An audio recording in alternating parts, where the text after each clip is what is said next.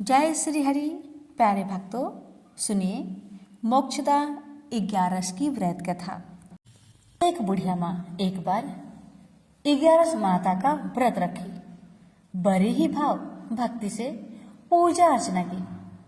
उन्हें वृद्ध अवस्था में क्या बाधा थी, वो तो अपने पुत्र पौत्रों की सुख सुविधा के लिए व्रत रखने लगी। वे दिन भर तो जरा कठोर मन करके अपनी प्यास को रख रही। दिन में पूजा पाठ किया, कथा सुनी और पंडित जी को मिट्टी के पात्र में भरकर पानी और ऋतुफल दान दिया। दोनों भर भर कर बूरा वितरण किया। उन्हें गर्मी के कारण बहुत बेचैनी हो रही थी। इस कारण से बड़ी देर तक पानी में पड़ी रही और पानी की कुल्ला करती रही, मुंह धोती रही। तब कहीं थोड़ा बहुत धैर्य बंध पाया।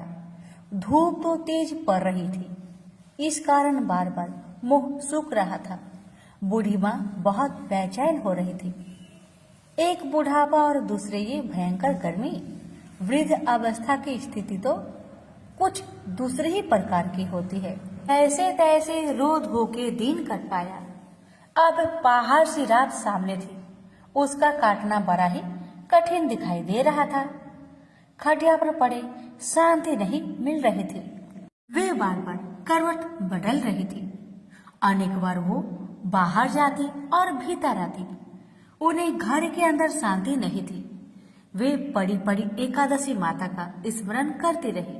वे कहती रही कि हे माता जी, आप मेरी लाज रखेगा, आप ही मुझे शक्ति दे दीजिएगा जिससे मैं भली भांति आपका व्रत कर सकूं और ये पहाड़ सी रात शांति पूर्वक व्यतीत हो सके। प्यास के कारण बूढ़ी माँ की बेचैनी तो बढ़ ही रही थी। उन्होंने धैर्य रखने का बहुत प्रयास किया, किंतु सहनशीलता की सीमा टूट गई और वे घबराकर एकदम चिल्ला पड़ी। बोली, बचाओ बचाओ बचाओ। अम्मा का चिल्लाना सुनकर परिवार भर के नर नारी, बच्चे और पड़ोसी एकत्रित होकर बूढ़ी अम्मा की खटिया के समीप पहुंच गए। सबने पूछा, अम्मा जी, आपको क्या हो गया? आप क्यों चिल्ला पड़ी हैं? आप इस वृद्धावस्था में ये कठिन व्रत क्यों कर रही हैं? अम्मा जी ने कहा, शक्ति से ही भक्ति होती है। थोड़ी ही देर में वे फिर से बोली कि अरे, हमारे प्राण तो ही निकल जा रहे हैं। मेरी छाती पर ठंडे पानी का घड़ा रख दीजिए। नातियों ने दादी की छाती पर ठंडे पानी का पात्र रख दिया। तब कहीं उन्हें थोड़ा बहुत आराम मिला और थोड़ी देर के लिए उन्होंने अपनी आंखें बंद कर ली। एकादशी माता ने सोचा कि ये बूढ़ी अम्मा है तो बहुत कठोर, जरा जाकर उसकी परीक्षा लेनी चाहिए। वे आधी रात को मुर्गा बनकर टेर लगाने लगी। मुर्गा की आवाज सुनकर दादी जल्दी से उठी और बाहर जाकर आसमान की ओर देखा, किंतु आसमान में कहीं उन्हें प्रातःकालीन तारा दिखाई नहीं दिया। वे सोचने लगी कि ये मुर्गा क्यों और कैसे बोल गया है। ये तो आधा रात मालूम प्रतीत होता है। उन्हें प्यास तो बहुत लग ही रही थी। थोड़ा बहुत उनका मन भी विचलित होने लगा था, किंतु अंत में उन्होंने दृढ़ निश्चय किया कि मैं अब व्रत को पूर्ण करके ही छोड़ूंगी, चाहे कुछ भी हो जाए, मेरा प्राण ही क्यों ना निकल जाए। ये सोचकर फिर वे खटिया पर शिथिल होकर सो गई। थोड़ी ही देर में एकादशी माता ने उनकी फिर से परीक्षा लेनी चाहिए। एक छोटी सी बालिका एक गिलास में शरबत लेकर उनके सिरहाने खड़ी हो गई और जोर से बोली, दादी जी, सवेरा हो गया, हाथ मुंह धोकर शरबत पी लीजिएगा। पहले तो शरबत का गिलास देखकर उनका मन ललचाने लगा, किंतु अचानक व्रत का स्मरण हो आया और उन्होंने सोचा कि मैं किसी भी प्रकार से अभी शरबत नहीं पी सकती हूँ और वे शांतिपूर्वक अपनी खटिया पर लेट गई। फिर थोड़ी देर में उन्हें ऐसा लगा कि जैसे किसी ने उन्हें पानी के कुएं में पटक दिया हो। वे बड़ी देर तक उस कुएं में हाथ पांव चलाती रही, किंतु उन्होंने अपने मुख में पानी की एक बूंद भी नहीं जाने दी और वे दृढ़तापूर्वक अपना व्रत पालन करती रही।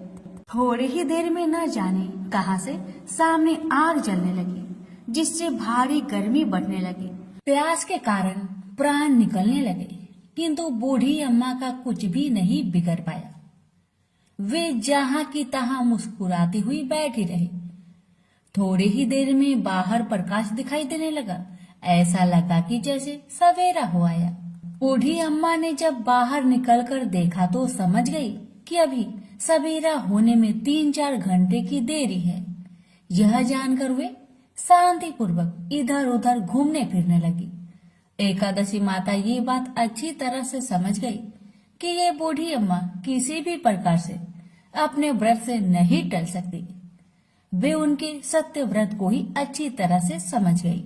सवेरा होते ही बूढ़ी माँ ने स्नान किया, भगवान का पूजा पाठ किया, एकादशी माता की कथा सुनी, ब्राह्मणों को दक्षिणा देकर भोजन करवाया। तब कहीं बूढ़ी अम्मा ने जल ग्रहण किया। कन्याओं को भोजन कराने के बाद अम्मा ने भोजन किया। उस श्रेष्ठ व्रत के प्रताप से बूढ़ी अम्मा की आयु में वृद्धि हो गई। उनका घर परिवार हरा भरा हो गया। घर में अब उनके कोई भी अभाव नहीं रहा। वे हर तरह के सुख साधनों से संपन्न हो गए। नाती नातिनों से उनका घर भर गया और वे उसी दिन से 12 महीने की एकादशी का व्रत करने लगी। एकादशी माता के व्रत के प्रताप से इस संसार में हर प्रकार के सुख भोग कर अंत में बैकुंठ धाम को चली गई। से बोलिए एकादशी माता की जय। मोर नाम का एक दैत्य था। रावण और कंस की तरह वह भी बड़ा आतंक मचाता था। स्वर्ग में देवों सहित सभी को पीड़ा देता था। सब लोग उससे रक्षा मांगकर श्रीमन नारायण की शरण में गए। भगवान ने कहा, मैं उसे संभलाता हूँ, चिंता मत करो। भगवान मोर के साथ युद्ध करने लगे, लेकिन अपनी सारी शारीरिक शक्ति लगाकर भी भगवान कुछ नहीं कर सके। भगवान को युद्ध के मैदान से पलायन करना पड़ा। वे हिमालय की एक गुफा में छिप गए। मोर भी उनका पीछा करते हुए वहां पहुंच गया। भगवान ने ध्यान करना शुरू किया और उनके मन से एक शक्ति उत्पन्न की, उनकी मानसिक शक्ति। इस शक्ति ने बाहर आकर मोर को अपनी तलवार से मार डाला। हम जानते हैं कि शरीर में 10 इंद्रियां हैं, 5 जितेंद्रिया और 5 कर्म इंद्रिया। 11वीं इंद्रिया है मन। संस्कृत में एकादशी का अर्थ है 11। चूंकि यह देवी उनके मन भगवान की 11वीं इंद्रिया से निकली थी, इसलिए भगवान ने उन्हें एकादशी के नाम से पुकारा।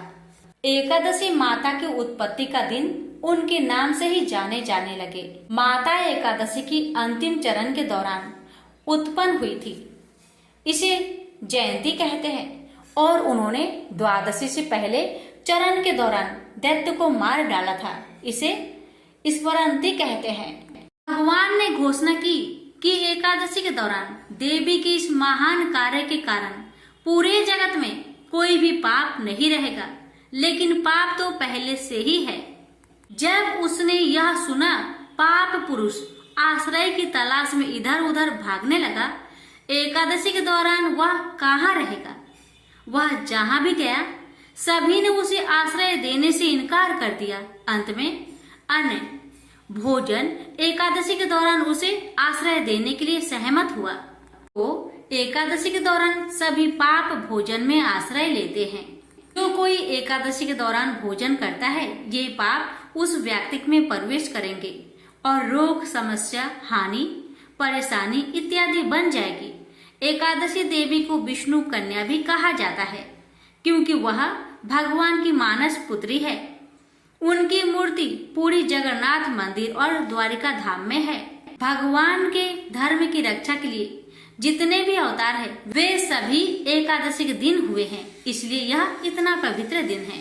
प्रेम से बोलिए लक्ष्मी नारायण की जय, एकादशी माता की जय। आरती। ओम जय एकादशी, जय एकादशी, जय एकादशी माता। विष्णु पूजा व्रत को धारण कर शक्ति मुक्ति पाता। ओम जय एकादशी माता, तेरे नाम गिनाऊं देवी भक्ति प्रदान करने। गण गौरव की देनी माता शास्त्रों में बरनी। ओम जय एकादशी माता। मार्गशीर्ष के कृष्णा पक्ष की उत्पन्ना विश्वातारिणी जन्मी। शुक्ल पक्ष में हुई मोक्षदा मुक्तिदाता बनाई। ओम जय एकादशी माता। पौष के कृष्णा पक्ष की सफला नामक है। शुक्ल पक्ष में होए पुत्र दा आनंद अधिक रहे। ओम जय एकादशी माता। नाम सटटिला माघ मास में कृष्ण पक्ष आवे। शुक्ल पक्ष में जया कहावे विजय सदा पावे। ओम जय एकादशी माता। विजया फाल्गुन कृष्ण पक्ष में शुक्ल आमल की। पाप मोचनी कृष्ण पक्ष में चैत्र महाबली की। ओम जय एकादशी माता। चैत्र शुक्ल में नाम कामदा धन देने वाली। नाम बरुथनी कृष्ण पक्ष में वैशाख महावाली। ओम जय एकादशी माता।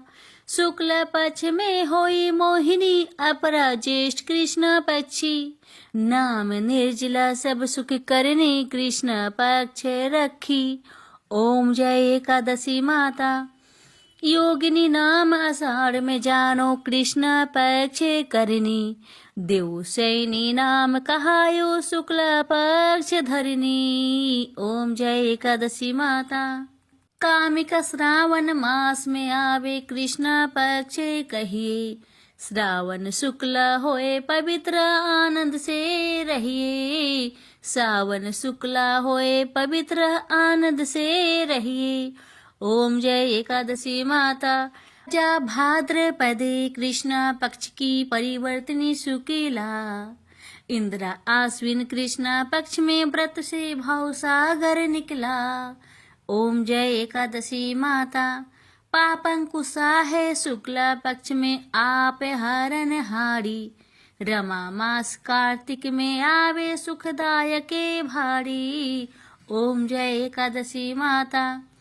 देवोत्थानी शुक्ल पक्ष की दुख ना सके मैया। देवोत्थानी शुक्ल पक्ष की दुख ना सके मैया। पावन मास में करूँ विनती पार करो नैया। पावन मास में करूँ विनती पार करो नैया। ओम जय एकादशी माता। परमा कृष्ण पक्ष में होती जन मंगल करनी। परमा कृष्ण पक्ष में होती जन मंगल करनी। शुक्ल मास में होए पद्मिनी दुख दरिद्र हरनी। शुक्ल मास में होए पद्मिनी दुख दरिद्र हरनी।